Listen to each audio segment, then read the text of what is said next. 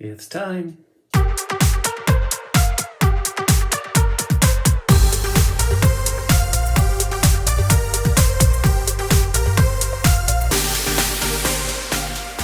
All right, guys, it's time now to get started with our story, The Witches.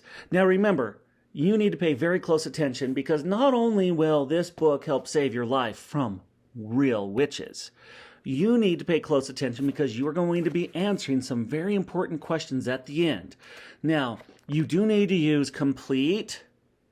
Let's try that again. Everybody, 1, 2, 3.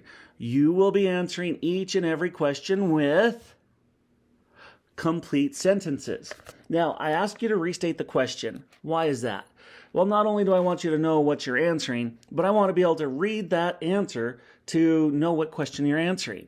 So, restate the question, and if you pay attention, you can copy and paste the question and change it into your answer, and then you're done. All right, let's get started. It's off to work we go. For supper that evening, my grandmother had a plain omelet and a slice of bread. I had a piece of that brown Norwegian goat's milk cheese known as Jost, which I had loved even when I was a boy. We ate in front of the fire. My grandmother in her armchair and me on the table with my cheese and a small plate. "Grandmama," I said, "now that we have done away with the Grand High Witch, will all the other witches in the world gradually disappear?" "I'm not quite sure they won't," she answered. I stopped chewing and stared at her. "But they must," I cried. "Surely they must." "I'm afraid not," she said. "But if she's not there any longer, how are they going to get all the money they need? And who is going to give them the orders and jazz them up all at the annual meetings and invent all their magic formulas for them?" "When a queen bee dies, there is always another queen in the hive ready to take her place," my grandmother said. "It's the same with witches. In the great headquarters where the Grand High Witch lives, there is always another Grand High Witch waiting in the wings to take over should anything happen." "Oh no," I cried. "That means everything we did was for nothing. Have I become a mouse for nothing at all?" "We saved the children of England," she said. "I don't call that nothing." I know, I cried. "But that's not nearly good enough. I felt sure that all the witches of the world would slowly fade away after we got rid of their leader. Now you tell me that everything is going to go on just the same as before?" "Not exactly as before," my grandmother said. "For instance, there are no longer any witches in England. That's quite a triumph, isn't it?"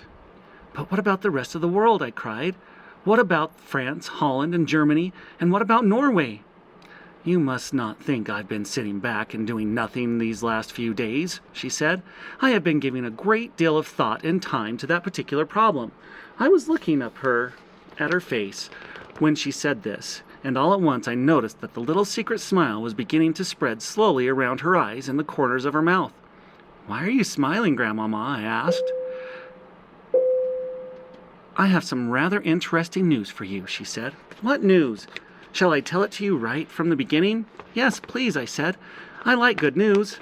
She had finished her omelet, and I had enough of my cheese. She wiped her lips with a napkin and said, "As soon as we arrived back in Norway, I picked up the telephone and made a call to England." "Who in England, Grandmama?" "To the chief of police in Bournemouth, my darling. I told him I was the chief of police for the whole of Norway, and that I was interested in the peculiar happenings that had taken place in the Hotel Magnificent." "Now hang on a second, Grandmama," I said. "There's no way an English policeman is going to believe that you were the head of the Norwegian police." "I am very good at imitating a man's voice," she said. Of course he believed me. The policeman in Bournemouth was honored to get a call from the chief of police for the whole of Norway. "So what did you ask him?" "I asked him for the name of the address of the lady who had been living in room 454 in the Hotel Magnificent, the one who disappeared." "You mean the Grand High Witch?" I cried. "Yes, my darling." "And did he give it to you?" "Naturally he gave it to me. One policeman will always help another policeman." "By golly, you've got a nerve, Grandmama." "I wanted her address," my grandmother said.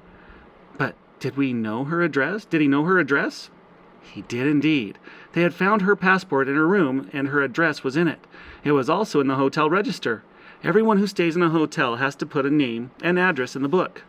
"But surely the Grand High Witch wouldn't have put her real name and address in the hotel register," I said. "Why ever not?" my grandmother said. Nobody in the world has the faintest idea of who she was except the other witches. Wherever she went, people simply knew her as a nice lady. You, my darling, and you alone, were the only non-witch to ever see her without her mask off. Even in her home district, in the village where she lived, people knew her as a kindly and very wealthy baroness who gave large sums of money to charity. I have checked up on that. I was getting excited now. And that address you got, Grandmama, that must have been the secret headquarters of the Grand High Witch. It still is, my grandmother said, and that will be where the new Grand High Witch is certain to be living at this very moment, with her retinue of special assistant witches. Important rulers are always surrounded by a large retinue of assistants. Where is the headquarters, Grandmama? I cried. Tell me quick, where is it?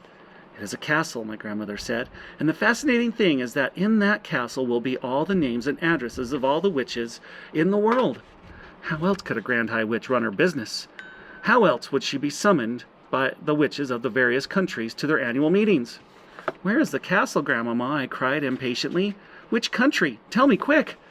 Guess, she cried. Norway, I cried. Right, the first time, she answered, high up in the mountains above a small village. This was thrilling news. I did a little dance of excitement on the tabletop. My grandmother was getting pretty worked up herself, and now she heaved herself out of the chair and began pacing up and down the room, thumping the carpet with her stick.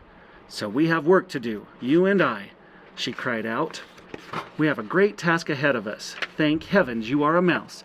A mouse can go anywhere, and you'll have to do is put you down somewhere near the Grand High Witch's castle, and you will very easily be able to get inside it and creep around, looking and listening to your heart's content. I will, I answered. No one will ever see me. Moving about in a big castle will be child's play compared to going into a crowded kitchen full of cooks and waiters.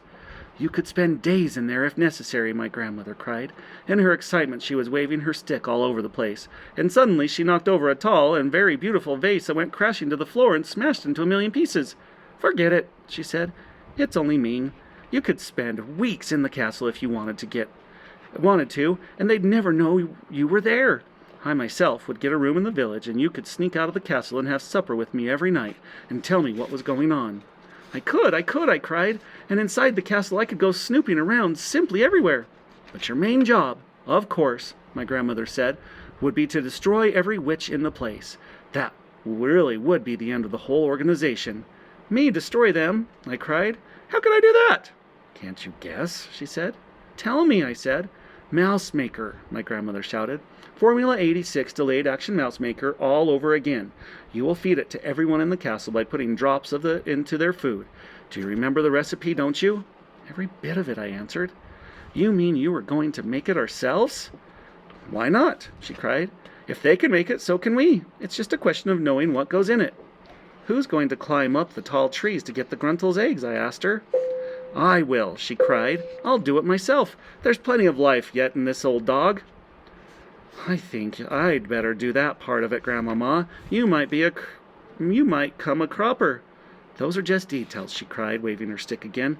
We shall let nothing stand in our way. And what happens after that? I asked. After the new Grand High Witch and everyone else in the castle has been turned into mice. Then the castle will be completely empty, and I shall come in and join you, and... Wait, I cried. Hold on, Grandmama. I've just had a nasty thought. What nasty thought? She said. When the mouse maker turned me into a mouse, I said it didn't become just any ordinary mouse that you catch with mouse traps. I became a talking, thinking, intelligent mouse person who wouldn't go near a mousetrap. My grandmother stopped dead in her tracks. She already knew what was coming next.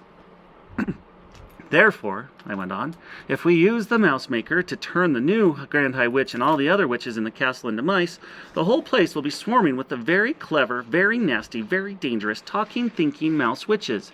They'll all be witches in mouse clothing. And that, I added, could be very horrible indeed. By golly, you're right, she cried. That never occurred to me. I couldn't possibly take on a castle full of mouse witches, I said. Nor could I, she said. They'd be got rid of at once.